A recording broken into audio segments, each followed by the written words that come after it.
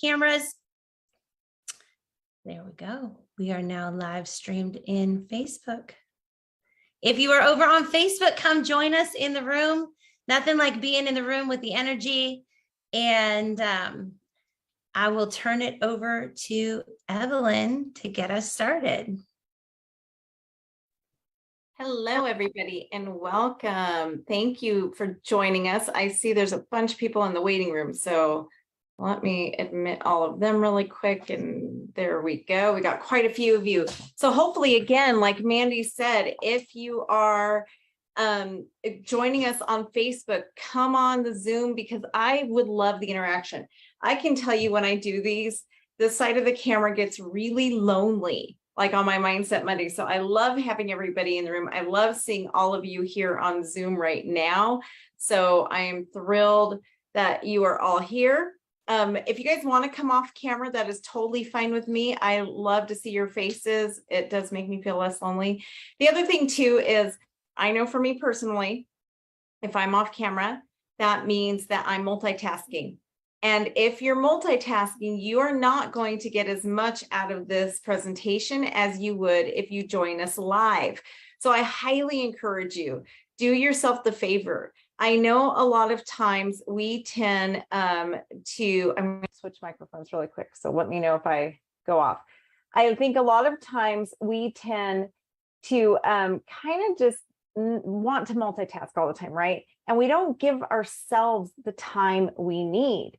And time management is going to be one of the first things we talk about in this series on overcoming overwhelm, and really showing yourself respect. So often we don't show ourselves the respect that we show others. We don't show ourselves the respect that we deserve.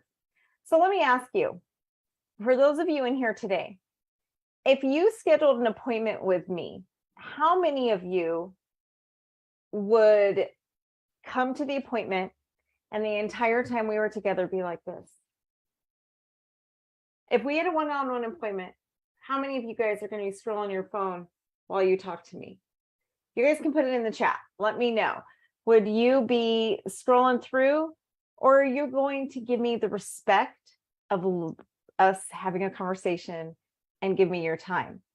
Well, very often we are so respectful of others, but we're not respectful of ourselves, right? We schedule these things for ourselves, but because we don't show ourselves the same self-respect that we show others, the same respect we show others, we don't honor our own time. And we decide, okay, I'm going to do this presentation. I'm going to go to this workshop because I really need this for me. But I also need to get this done, so I'm going to do it at the same time, right? And the message you're sending to yourself is, I'm not important enough to put time into just me. My own sanity isn't important enough to me, right? So I am going to give you permission right now to make yourself important enough. You're worth it. You are worth the time to take to just come in and learn so that you can grow too. We don't always need to be giving to others. We don't. And so it is okay for you to give back to yourself. I can tell you from personal experience, when you really lean into giving back to you, and you really start growing as a person, you'll suddenly be able to give even more back to others. We're so afraid to give to ourselves, and we don't realize that you're actually taking from others when you're not giving to you. So I give you guys all permission, come off camera, just focus on the presentation, just lean in and really truly learn so you can change your life. So for those of you who don't know me yet, my name is Evelyn Knight. I am the CEO and founder of Childcare Business Professionals, which is bringing you this presentation, and the host of the Childcare Business Coach podcast. I am on a mission to change 1 million children's lives, because I know if any of you've listened to my podcast I just put out this weekend, you got to listen to it. it basically really summarizes my mission. I know we can change the world through early childhood education. I'm going to hit 1 million children by helping each one of you. Each one of you, if I can help you level up your child care center, then I'm helping each one of the children in your care as well. So that is how I'm going to accomplish my goal of touching 1 million children's lives for the better, is by helping you. So welcome. I'm so glad you made it here. I'm also a child care center owner myself. I am also the co-director of a child care center and an owner. So I know what it's like to be in your shoes because I do it all the time as well. I am, as the co-director, I live the life as well as you do. So I have that firsthand experience. I had to do an employee write-up last week. I do it all the time too. So I've got that experience. But this week, you guys came to really learn how to take back that overwhelm, right? Just to get your life back. I know what you feel like. I was a child care center owner, and once upon a time, I sat in my car in my driveway at my child care center, and I didn't want to go in the building. I just cried. I drove from one center I owned to the other. And for those of you who don't know me, I am a God girl. I do what God tells me to do in my life. And I just remember the whole drive. It was like I was just arguing with God. Like, God, why is this my calling? Why did you do this to me? Why did you make me a child care center owner? And when I pulled into the driveway of my child care center, I sat in my car and I just begged God not to make me do this anymore. I begged him to give me another way. I literally was like, God, I can't do this anymore. I sat in my car looking at my beautiful center saying, I just can't do this. I'm done. I can't handle this. I think you picked me for the wrong job. This wasn't supposed to be my calling. Please give me another calling. Please give me something else. I can't do this. Because I know the job of an ECE leader is hard. It is so hard, and the world doesn't get it. They don't know how lonely and hard it gets. So that day when I sat in my car, I just basically said, God, you have to show me if I'm really meant to be here. You got to show me, because I'm done. I am done. And I walked in, put my purse down on my desk. And next thing I knew, my infant teacher walked in and she was holding a baby. And see if I can get through this story without crying, because I never can. But she handed me the baby and she said, just in case you forgot why you're here, I thought you needed to meet this little baby. She had lived in the hospital for the first 2 months of her life. Her mom was a meth addict and had abandoned her in the hospital. Well, one of the things that my center does to give back is we do not charge foster parents a copay. So she basically said, this family drove 9 hours to Las Vegas to pick this baby up from the hospital to give her a home because she could afford bringing her here. This family couldn't afford to work. They had to work, but they couldn't afford a copay. But because of the work we did, this little girl had a home now. And that was about 8 years ago. The family has since adopted that little baby who was abandoned in the hospital. But it was so clear to me that God was telling me, nope, this is the job you have to do. So the next phase of my journey was, okay, God, I'm obviously not doing a good job here. I'm going bankrupt. I've got 6 figures of debt to the IRS. I'm drowning. I don't know how to manage my staff. They're walking all over me. They control my center. What am I supposed to do then? And because he made it abundantly clear, I'm supposed to be here. So now what? And that is what I teach you guys today. I went on a journey to learn how to be an owner, a business person. And so many of us, we become ECE leaders because we have a passion for early childhood education. Most of you were either moms or teachers, right? I don't know, put in the chat and let me know, were you a mom or a teacher? But most of you were working with children in some capacity, and you went into early childhood education because you love children. Most of us are not business people. Both, yes, me too. I was both. Teacher, yes. I was both as well. I was a mom and then became a teacher because I was a mom, right? So many of us is that. Is there any way to watch this on YouTube? You know, I am not streaming to YouTube, but this evening when we do the replay, we will be streaming it to YouTube at 5 p.m. Pacific time. It will be on YouTube. So preschool director, yep. And before you become a preschool director, we get there usually because we choose childcare because we love children. But what we don't understand and realize, and I came to realize this one day when I was miserable once again, hated my job. And I just realized that when I became a director first and then an owner, I thought that by being an owner of a childcare center, being a director of a childcare center, that I would get more of what I loved. I thought as I raised up, right, in the ladder of being in early childhood education, that I would get more of the children and I would get to do more of what I love. But actually, the opposite is true. And most of you have probably never even thought about this, but it's actually the opposite. Becoming a director and an owner actually takes you farther away from the children. And we suddenly lose that part that we loved. And yeah, I'm a mom of grown-ups too. It's so hard, isn't it? So it takes us away from what we love so much. And it makes it incredibly difficult for us. And we don't know why. I didn't know why for years. Why it was just so hard to do this job that I love so much. And one day I realized it's because I love the children.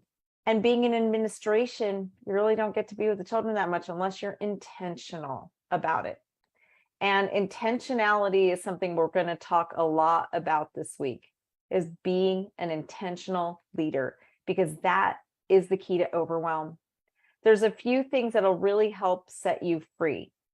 And it's going to take intentionality on your part in order to really set you free and really just take back your life. I know what it's like.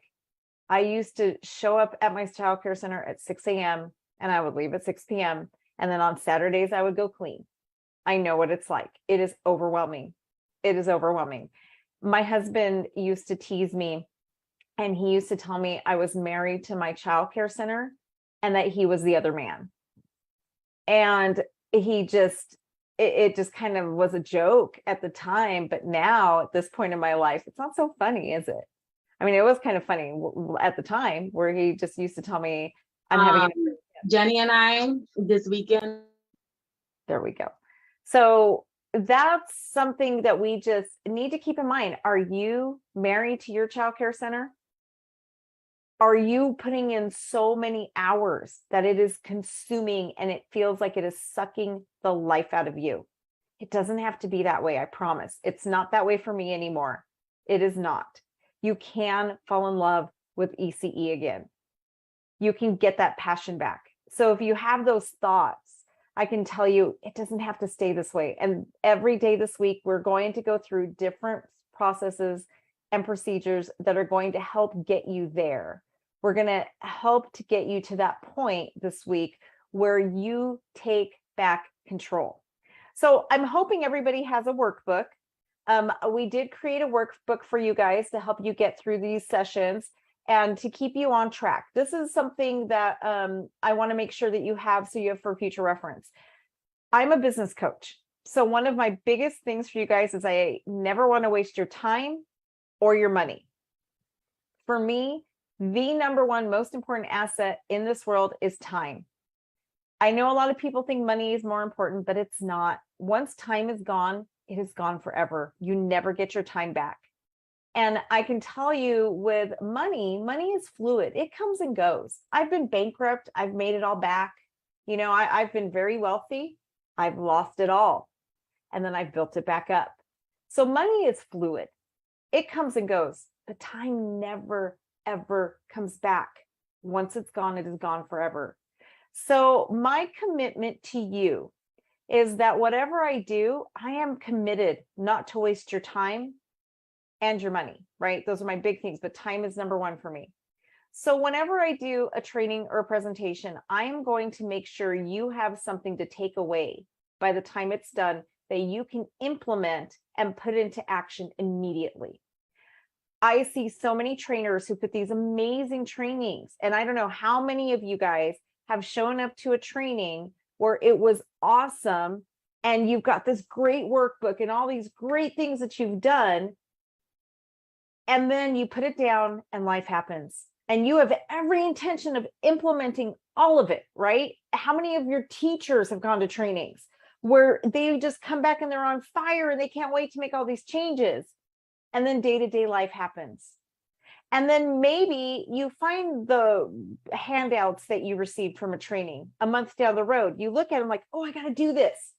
And then the phone rings, you put it down, the phone rings, and then another couple months go by. And then a couple years go by. And next thing you know, you're cleaning out your filing cabinet and you find that training that you took 2 years ago.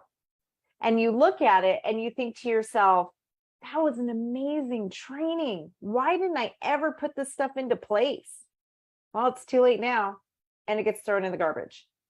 According to statistics, 97% of the trainings you take will end up that way. Only 3% of trainings that you take are ever implemented.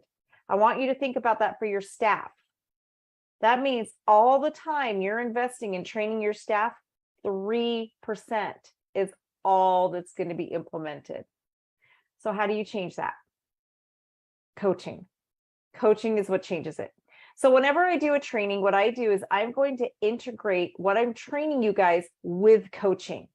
That way I know that I'm not wasting your time. I don't want 3% of my trainings implemented. I want you to go, and my goal is 85%. And according to statistics, if I can integrate coaching with training, you will come up with that 85% integration instead of the 3%. So I don't want to waste my time or your time. So that is why I make sure to integrate coaching. And I can tell you guys that right there is a key to you that can help you with your overwhelm. If you've been training and training and training your staff and you're wondering why it's not sticking, that's why. Training doesn't work. I'm sorry to burst your guys' bubbles on that, but it doesn't work. Coaching is what works. So, and I mean, the studies really have proven that at this point, that I learned that actually from the taxi services. When I became a taxi trainer and coach, they basically showed us the data on that it doesn't, if you really want something to be successful, you got to coach it. Training is not working in our society. So there's a couple things, and today again is going to be our introduction, right? So today we're going to kind of see the bird's eye view of everything. And then every day this week, we're going to really, really dig in deep. Now, at the end, towards the end of each session, I am going to be giving you guys a bonus, which is going to kind of act as your homework and the tasks that you can do every day to make sure you accomplish our overall goal. But in order to get that, I want to make sure that you're paying attention and that you're participating. So I am going to give you guys a word of the day every day. The word of the day, you will be turning that into your concierge, whoever your concierge is. My team that's on here, Lisa, Mandy, and Christina, you should have a message in your inbox from one of them. Turn in the word of the day to them. They will be giving you the worksheet. Every day is going to come with a different worksheet that's going to help you based on today's information. So even if you're watching the replay on YouTube or on Facebook, let us know the word of the day, turn it into one of my team members, and we will get that worksheet to you. That is going to be in addition to the workbook. So, and we've got a bunch of people, guys, in the chat that need the workbook, but so you're going to have the workbook, and then every day with the word of the day, we're going to give you another tool that's going to pertain to the work that we're doing. Okay. And that is going to just be on top of everything else to make sure you implement. So I'm giving a lot away this week on this. I do a lot of workshops, but this is by far the biggest one we've done and the most we're giving away. But, you know, I've just been seeing so much stress and anxiety that I just knew God was calling me to do this for the community, the ECE community right now. So the biggest thing that I see, and the biggest thing I needed when I was a failing owner, is systems of operation. The biggest thing we miss, and this is in the workbook, guys, that we miss in business are systems of operation and organization. It's an org chart. It's SOPs, which are systems of operations.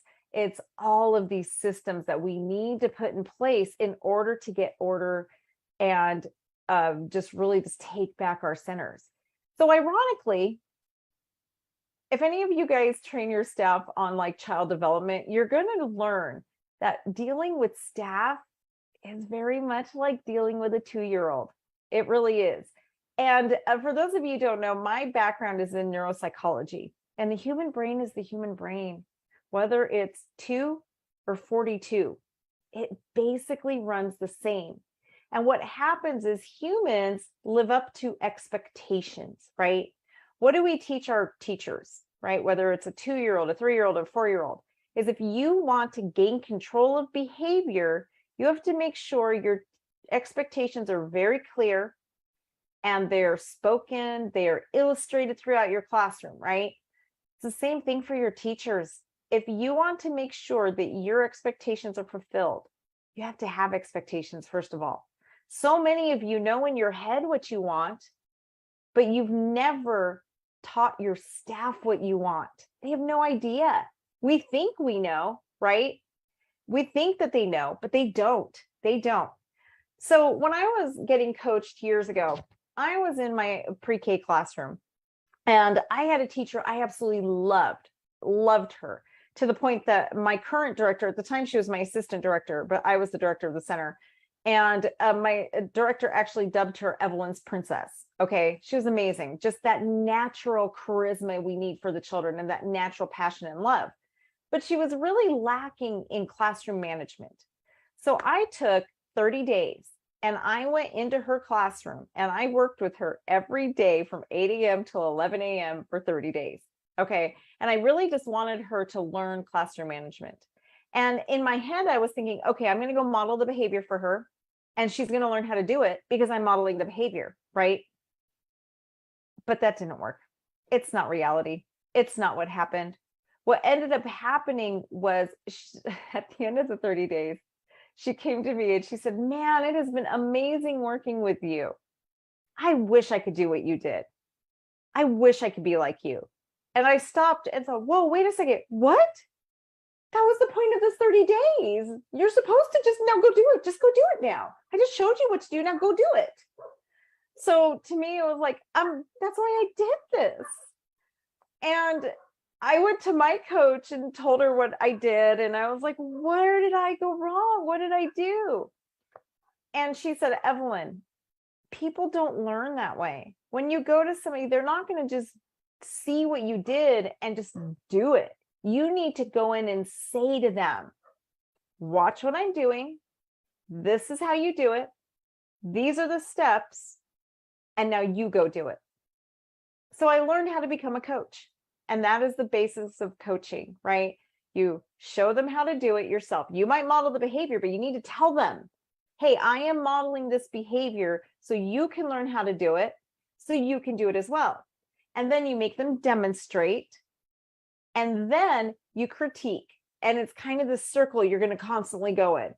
You're going to model, have them demonstrate, and then critique. And you're going to keep doing this until it gets right, right? But then I realized that worked wonderful, but there was still something missing. There was still something missing. And that is when I discovered SOPs, systems of operation, and organizational charts. So systems of operation are basically when you spell out to your staff how you want everything done. This is when the magic started to happen for me. And my entire center now is ran this way. I realized that I needed to duplicate myself. I couldn't be everything all the time. And I tried to be everything for everybody all the time, but I couldn't, right? I could not. And so basically what I ended up realizing is the only way I was going to duplicate myself is if I duplicated everything I did. But I also had to find a way to teach everybody everything I did and make them accountable for it. So I literally came up with a system for everything.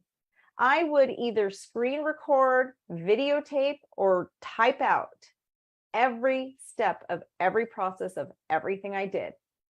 And then I organized it, and that became my systems of operation. And that is what every single one of you guys need to do. I know it sounds big, but it's not so bad. We're going to give you guys some hacks to make it easy. It took me years to do this, and now I've simplified it. It's what I do through childcare business professionals now. I help everybody else learn these simple these systems of operations, take mine and turn them into your own. It's what we do now. So what I want you to paint the picture of is nap time. Nap time can be a struggle for all of us because so many times our staff, they just kind of want to do their own thing, right? They just want to be the boss. It becomes break time. But if you've never told them what you want them to do, then whose fault is that really? You know, it's, again, this is just like the children, right? Who owns the problem? We teach our teachers that. When you're really analyzing a problem with the children, we always look at who owns the problem. Is it the child's problem or the teacher's problem? Some problems aren't real problems. It's just more our preferences, right?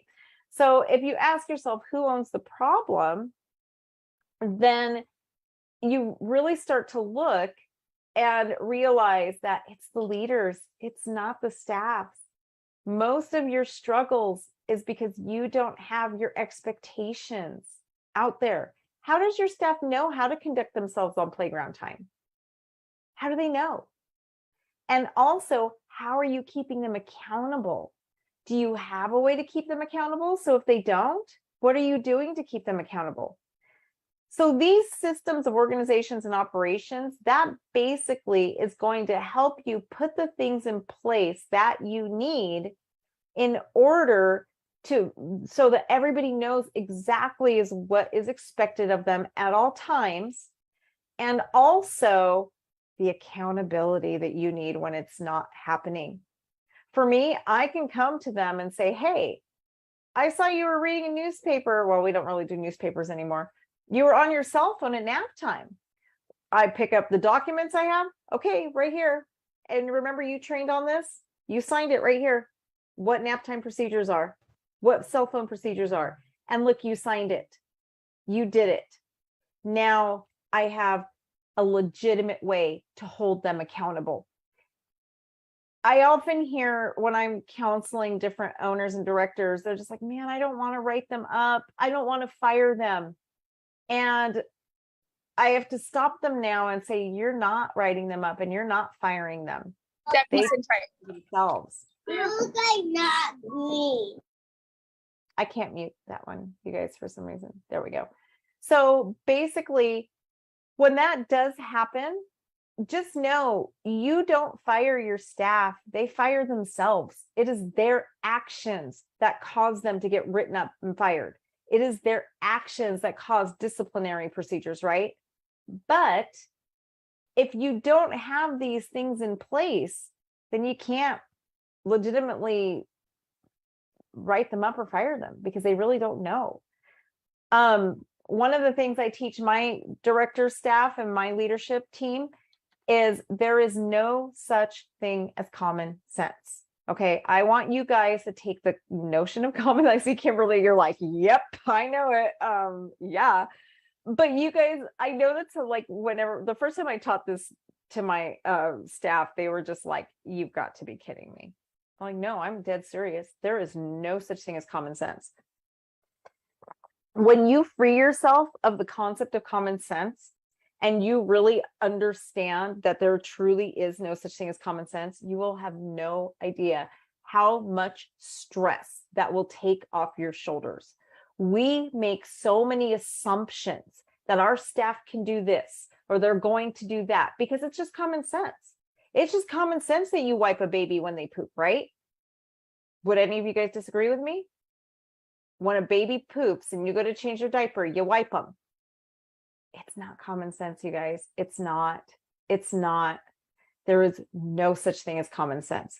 Get it out of your head. No such thing. Assume they know nothing. Okay?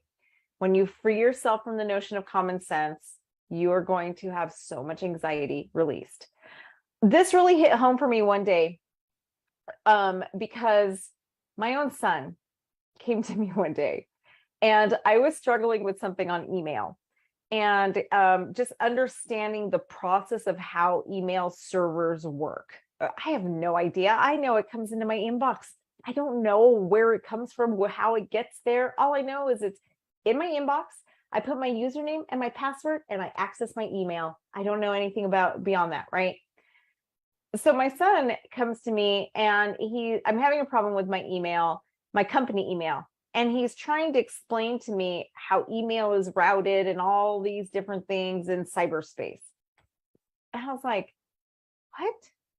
And he turned to me and he's like, Mom, you've got to be kidding me. This is all common sense. And it just hit me. I'm like, oh, wow. In your world, this is common sense, but in mine, it isn't, right? So we forget in early childhood education how much in our world is common sense. We really do. If one of your teachers have never had a baby, how would they know to use wipes? I know it seems crazy, but it's the truth. How would they know a baby's bottle needs to be warmed and not in the microwave? How would they know that a toddler who wets their pants need to be changed immediately? It's all relative, and we often forget that we live in this world. So all of those things need systems of operation. Biting. If you have biting in your centers, do you have a system to make sure that you're repeating it over and over and always being consistent? Biting is not that hard to overcome if you have a system in place. All of us deal with it. It's going to happen. It is a natural part of development, right? But does it become an out of control problem in your classrooms? If it does, it's because you don't have a system in place to deal with it.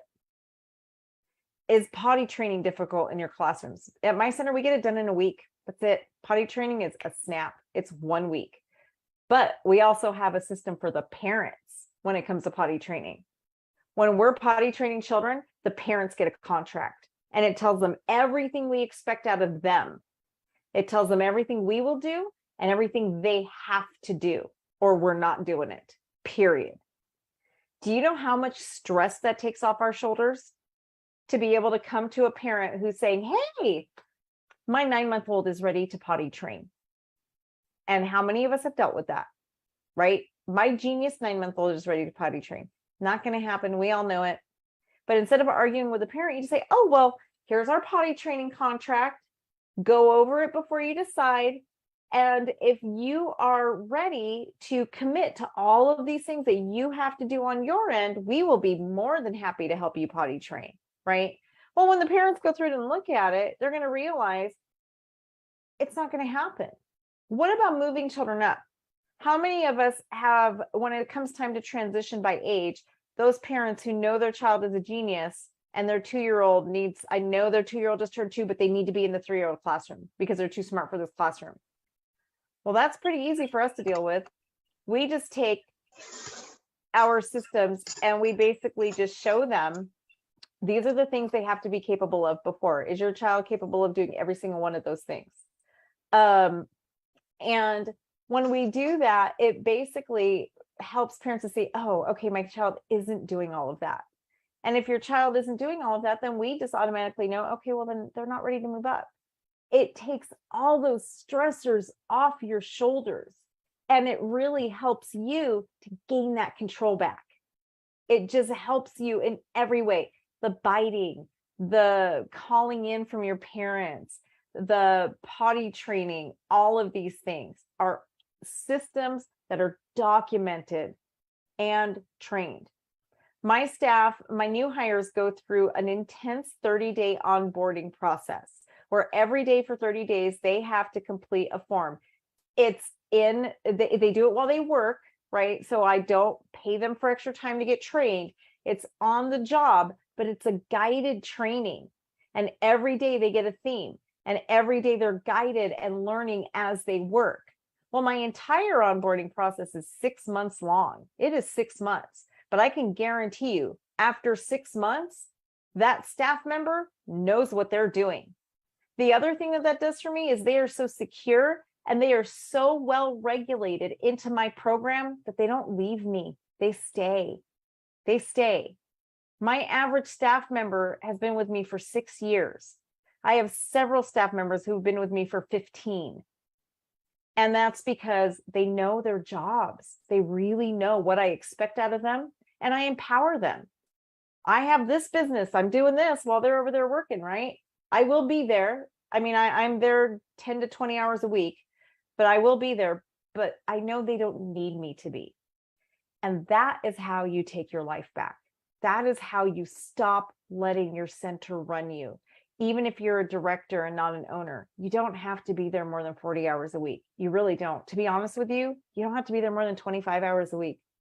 When you have the right systems in place, when you have the right accountability, when you're organized, when you have an organizational chart, all of these things are going to set you free.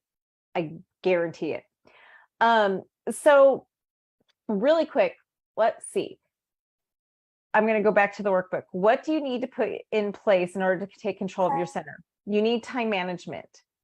You need an organizational chart, and you need systems of operation. So I've talked to you guys about systems of operation. We will go deep into an organizational chart, which is going to be key. I can guarantee you, org chart is key. So we will be going into org chart. Let me just double check my timeline to make sure I'm going to give you guys this right. Let's see, tomorrow we're going to give you our task analysis, job description information, and the job descriptions are how you're going to do systems of operations. That's really going to basically let teachers know what we expect out of them, right? That accountability. So that is going to be tomorrow's class. Thursday, or I'm skipping Wednesday. No, tomorrow is systems of operations. Wednesday is job descriptions. Thursday is your org chart, your organizational chart. And those are very, very important. And then on Friday, we're going to work on now, how are you going to implement all of this? We're going to put it all together and come up with an implementable, basically system for you to take back on Monday and put it into action. So that's my commitment to all, in every workshop I ever teach. It's going to be my commitment to you to give you something viable to take with you that following Monday to put into action. So I do want to talk about time management for you guys. What's going to happen is for you, a lot of you are going to think, I don't have the time. I guarantee you, you do. You just don't know how to organize your time. You're not respecting your time, and you really don't know what's happening to your time. So my gift to you today for being here is going to be my task analysis worksheet. If you send your word of the day that I'll be giving you guys in a little bit to your concierge, they will send you the task analysis worksheet. I make my entire staff do this, and it's not fun, but man, it is a game changer. If you do nothing but this alone, it will change your life. Okay, I'm telling you right now, because I do it in all aspects of my life when things start to get out of control. So I am somebody who has lost 160 pounds. Okay. When you go on the journey of weight loss, one of the biggest things that anyone guiding you is going to do is they're going to have you journal everything you eat, right? Because oftentimes, if you're overweight, we don't realize how much we're actually putting into our mouth, how much you're actually eating. So I took that concept and I really, really ran with that and decided to put that into place in every aspect of my life. So after I realized the power of really taking stock of everything I eat, I decided, well, what if I do this with my time? What if I see where I'm losing my time by really taking stock of everything I spend time on? So what I ended up doing was journaling every hour. I would write down everything I did in that hour, everything. And it got to the point where I kept a journal on my phone and I would write everything all day long that I was doing all day. Well, what ended up happening was a couple things. I realized how much time I wasted. I realized how much time I was just allowing other people to steal from me. And I realized how many things in my life I was allowing to steal my time. And I was able to eliminate a lot. So I did this for a full week. The second thing I did was I got embarrassed a little bit with myself. I mean, I never even realized it made me conscious of things like how many times I was checking Facebook throughout the day. Really, seriously. And then there's Instagram and TikTok, right? And YouTube. So what I ended up doing was I would like pick up my phone and I would want to go check TikTok out. And I actually did this the first time before TikTok, but today TikTok would be my Achilles heel. And I would want to go on, and check it out. But I was like, I'm not writing that down on my sheet. I'm not doing it. I don't want to document that. It's kind of the same thing when I was dieting, right? When I was trying to lose weight, I would look and I'm like, I don't want to write cheesecake down, so I wouldn't eat it. I didn't want to waste time on Facebook. I just wouldn't do it. So it really brings awareness to those things that are stealing your time. As a result of really just documenting everything I did every hour. And I really took it to the next level. I didn't just document what I did every hour. I started literally okay, I'm about to open up Facebook. I need to put Facebook. Nope, I don't want to put Facebook. I'm not doing it. I'm not going on there. I realized I was spending hours, and most of you are doing the same and you have no idea because we do it for 5 or 10 minutes now, right? But what happens if you check Facebook for 10 minutes, 10 times a day? And I can guarantee you it's more than that. You might be checking it 10 times a day for maybe, let's say 5 minutes, but there's probably periods that you're spending 30 to 40 minutes on it in a chunk. I'm willing to bet if you guys start doing a time analysis, you're going to find that you have lost hours every day on social media alone. That's it, alone. There's going to be way more things that you guys end up finding. I mean, a lot. It will blow your mind. The biggest thing I found too was my staff. I want you guys to paint the pictures of your day. Okay, I'm going to paint the picture for you. You sit down to get your state subsidy or your billing done. Let's say family billing. We all have family billing. You sit down to start doing your billing. And the next thing you know, somebody comes to you and they're like, hey, I need your help with something. And you step away from your billing and you go help them, right? It could be your husband. It could be a staff member. It could be one of your children. But you stop doing what you're doing and you go do what they need you to do.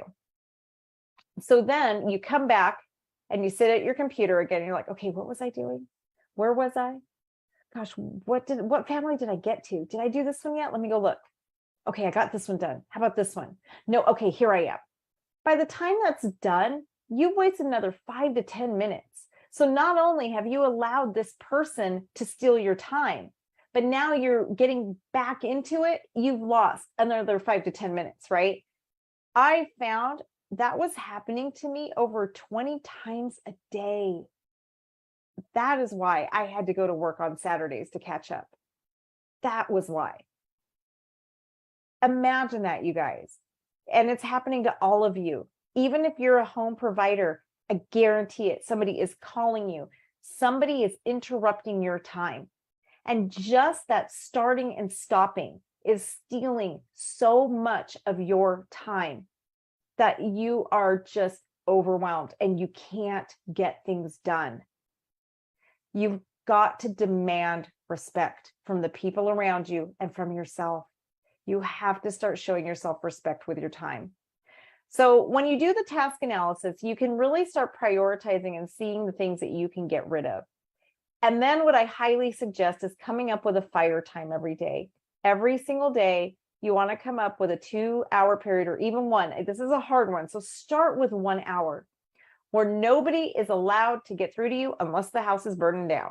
Okay. That is why I call it fire time. And I did this for my children too. I did not just do this, but for me, because I'm a God girl, my devotion time is very, very important to me. So in the morning when my children were young, the time I spent in the Bible was really important. From 6 a.m. to 7 a.m., they knew this is mama's fire time. You don't get to interrupt me. As moms, we don't get a whole lot of that, do we? And I tried to do it before they were awake, but sometimes they wake up. But my boys just grew up knowing that mom had her fire time. This was my time to spend in devotion. So now, you know what's crazy is my children are grown. I have an 18 and a 23-year-old, and now they see the importance of having that time. They see the importance of devotion, and now they actually have done. So I've given them a gift. As mothers, we feel guilty, right? We feel guilty that we're not always available. But what I've taught them is to show themselves self-respect. I've shown them the importance of prioritizing. And it really now, back then I used to feel really guilty. Today, when I see my grown men with these healthy habits, I'm so glad I did this for them. So at work, it's the same thing. Give yourself a period where you don't allow anybody to interrupt you. If you're a home provider, it might have to be when everybody goes home. But it is amazing to me. What used to take me 4 and 5 hours to do started taking me an hour because I put that fire time rule in effect. Just that alone saved me so much anxiety and time. And that is not nearly the most powerful thing I'm going to teach you guys this week, but it is just so important. So you're going to get our task analysis worksheet. The task analysis worksheet is where you're going to document everything you do, right? Tomorrow, I'm going to give you guys a tip on what you're going to do with that. As soon as you're done getting those tasks, you're going to see what they are. So throughout the day, even if you just do it for a day, just start writing down everything you do throughout the day. And tomorrow, I'm going to tell you what to do with it. Yes, 1 hour of protection can absolutely change your life. You guys are going to be amazed. And as you start building that muscle of protecting your time and respecting your time, what's going to happen is you're going to be able to up it to 2 hours. And they don't have to be consecutive, you guys. They can be throughout the day. It doesn't have to be consecutive. But you're going to learn how to respect your time. And you're going to start treating yourself with the same amount of respect that you treat your doctor when you make an appointment with your doctor. And what that does is it treats your staff. It teaches them to be respectful of you. It shows them that I am demanding that you show me respect, because I can tell you right now, if your staff is in and out of your office all day long, asking you to help them find the glue or where is the paper, then they're not respecting you. That is not showing you respect. That is taking you for granted. And if you're going to take back your life, you got to put a stop to that. You can't allow it anymore because you're driving yourself insane. I guarantee it. So I want to pause here and see if anyone has any questions or anything they would like to discuss based on what we've talked about today before I give you guys the word of the day. And I see we still have people who need workbooks. Does anybody have any comments or questions? You can put it in the chat or you can come off mute, whatever you prefer.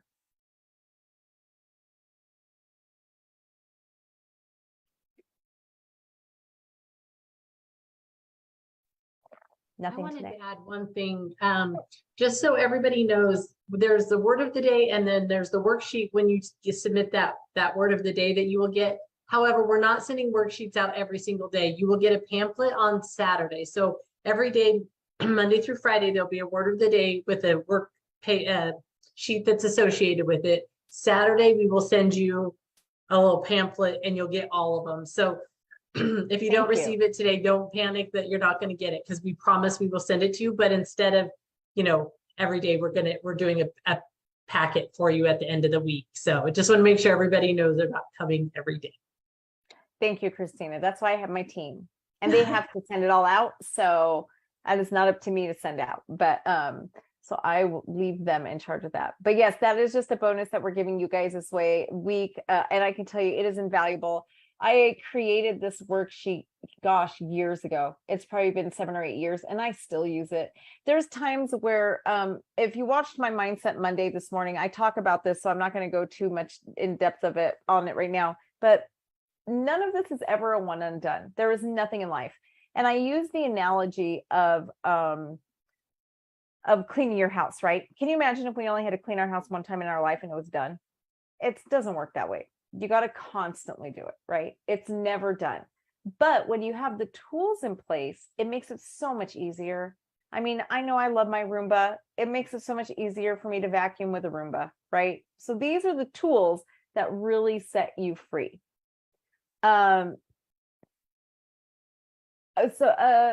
Katrina, we can send you certificate for training hours for the workshop, but just make sure they work for your state. Okay. And if you guys do get certificates, we just need to monitor that really well, because I'm really not, I just want to make sure you guys are really present if I'm going to give you guys training hours for this. Just really be careful. Just making sure your state will accept the training hours is what I would. What state are you in, Katrina? Texas. Okay, I think Texas, you'll be good. I'm pretty sure Tiffany, they'll be good. Yeah. So yeah, we can send you guys. And what I'll probably say if I'm going to send certificates out for this is Mandy, I'd prefer them out daily. Okay. For our state, is that helpful? Oh yeah, Stephanie, that would be great. Sending us yeah, rather than me trying to figure all this out, because there's a whole lot of you and one of me, if you could please message your concierge, so you're either in connection with myself, Christina, or Lisa, let them know. That way I can focus on just the few of you that need the certificates, and I will get them to you. So just let us know. Thank you. And yes, and for the certificates, if any of you guys are watching the recordings, I do not give certificates out for recordings. Okay. We only will give them out if you're here live. So all of you who are live here right now, you're good to go. But if you're watching this recording, I do not give certificates out for recordings. Employees, let's see, the coaching that you are suggesting for employees, do you think the similar training can be implemented in a home setting? Absolutely, Zanab, absolutely. Yeah, definitely. And a lot of, like, Zanab, you're one of my members. As my member, that's a lot of what we do. So Zanab, as my member, what we do, and even virtually I'm doing it, right? That's why, like, you get the trainings and then we go into office hours and we discuss and we work through your things, because it's really just that process of discussing and working through it. That's all it really is really like showing you how it's done, working on it, and then just being there for you. Instead of, like, a lot of trainings you guys buy, you're just taking the training, right? And then you never actually get to connect with anybody. That's what I'm trying to avoid. That's why, like, whenever I do a training, especially for my members, that's why I'm available during office hours, because I want to coach you through all the trainings, or just coach you in general. So that is that's what we're doing. But yes, you can come up with that in your home center as well. I mean, it's just basically figuring out a way to demonstrate, being intentional, telling the people you're demonstrating, hey, I am demonstrating this so you can learn how to do it. You actually have to say those words, okay? Then you demonstrate, and then you tell them, okay, now you show me, you do it. And then give them pointers. That's pretty much it. But yeah, you can definitely do that too. So anything else? Yeah, and just what Zanab's bringing up, Zanab is one of my members. She belongs to my membership program. And so what I do is every week I do a couple different types of training, because I do my Mindset Monday, but every Thursday we actually have an official training inside our membership group. And then I do office hours twice a week so that my members can come in and we can just work together. That's it. Whether it's solving a problem that you have in your center currently, like a parent issue, an employee issue, or if you have a question about a training that you've done, one of my trainings, we work together every week. So that's what she's referring to. Let me see. Any other questions or anything, guys? I see a few of my members in here. We got Sophie and Heidi, and I know Kimberly and Tiffany. I'm so glad to see you guys in here today.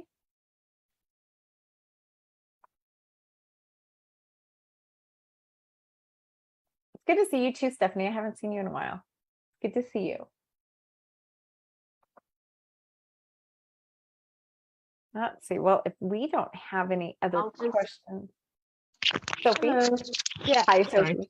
I'm kind You're of good. awkward because I'm on the earpiece here.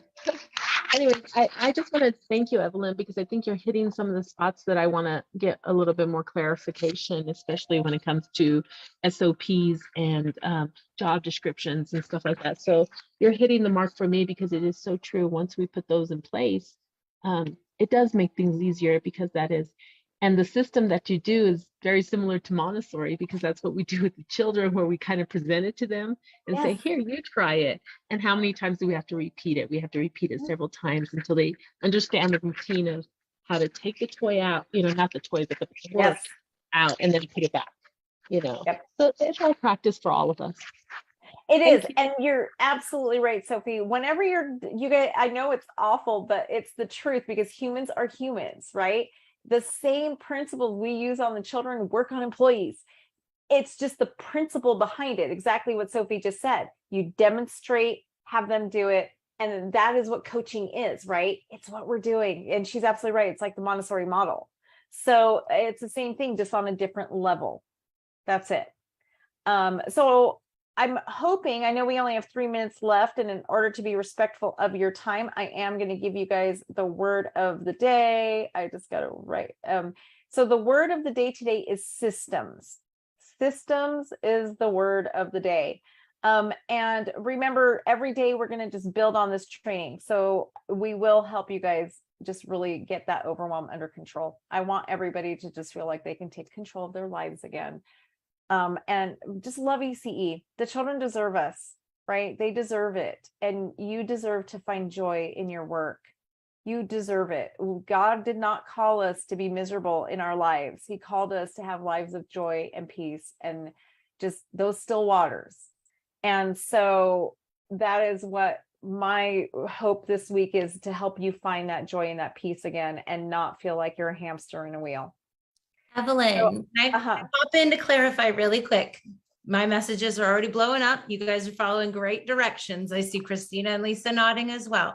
So each day you are going to send the word of the day to your concierge. Your concierge has reached out to you. If you haven't heard from them, check your Facebook Messenger inbox. You can hear mine. Or you might have gotten a text, you can text it back. You might be communicating an email, you can email it to them. It doesn't matter how we get it. We're going to keep track each day of the words that we receive.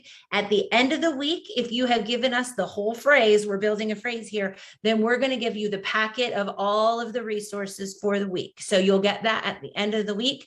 But be here every day so that you get each word of the whole phrase so that you can receive the bonus packet at the end of the week. So I hope that is clear for everyone.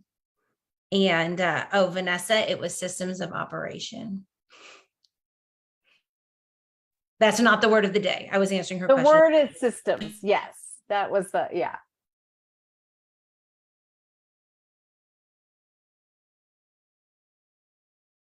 Okay, well, to respect your time, we are going to call this a day, but we hope everybody can make it tomorrow. Again, if you can't make the time, the recordings will be up. We are replaying this tonight at 5 p.m. and we will be in the comments. So I will actually be in the comments. If you guys think of other questions, if you just want to watch it again because you feel like there's just so much coming at you that you need to go through it again, 5 p.m. Pacific time, by the way, you guys. I'm in Nevada, so right now it's 2 p.m. for me. So in 3 hours, we'll be airing this again. We will be in the comments. I will be there. So if you want to put questions in the comments, I'll be able to answer your questions. So we will be airing this live on Facebook and on YouTube. So have a great rest of your day, everybody.